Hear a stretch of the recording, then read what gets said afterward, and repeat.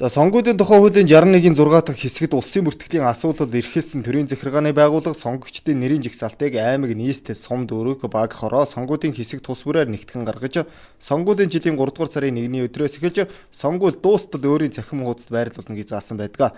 Тэгвэл 2016 оны улсын хурлын сонгуулийн тухай хууль шинжлэхдээ гарсантай холбогдсон Ховд аймгаас гарч явсан иргэдийн шилжилт хөдөлгөөн 6 дугаар сарын 14-нд буюу өчигдөр орой тэг цагт хаагдсан. Тэгвэл аймаг шилжин ирэх иргэдийн шилжилт хөдөлгөөн энэ сарын 18-нд сонгуулийн тухай хуулийн дагуу сонгогчийн шилжүүлэг санал авах өдрөөс 14-өөс доош хоногийн өмнө буюу өчигдөр шөнийн 12 цаг гэхэд зогссон.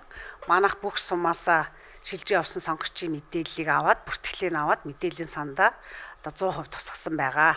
Харин сонгогчтой анхааруулад хэлэхэд шилжин ирсэн сонгогчийн бүртгэл мөн 6 дугаар сарын 18-ны өдөр зогсох тул бусад Улаанбаатар хот болон бусад аймаг дүүргээс шилжин ирсэн сонгогч байх юм бол 18-ны өдрийн дотор яаралтай бүртгүүлэх нь зүйтэй. Ингэж бүртгүүлүүгээс болоод саналаа өгч чадахгүй байх, эрхээ эдэлж чадахгүй байх ийм тохиолдол бас өмнөх сонгуулиудаар гарч байсныг иргэдтэй бас анхааруулж байна.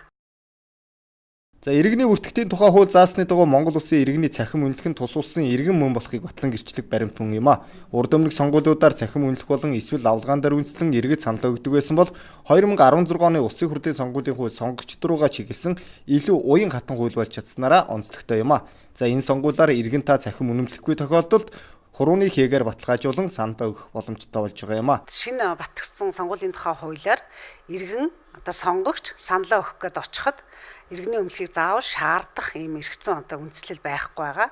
Сонгогч хурууныхаа хэгийг таниулаад мэдээлэл нь манай итгэмжлэгдсэн ажилтны тэр ноутбук дээр гараад ирэх юм бол шууд бүртгэлийнхаа хуудсыг аваад бүртгэлийн хуудасаа тухайн санал авах байрны ахлах зохион байгуулагчд өгөө саналынхаа хуудас аваад ингээд саналаа өгөө явах бүрэн боломжтой байгаа. Ийхүү 2016 оны улсын хурлын сонгуульд цахим үнэлгээ гээж өргөдүүлсэн иргэд хурууны хээ болон лавлгаан дээр үндэслэн саналаа өгөх боломжтой бөгөөд хамгийн гол нь иргэн та 4 жилд нэг удаа болдог улсын хурл болон орон нутгийн сонгуульд эд хөвтө оролцох нь чухал юм.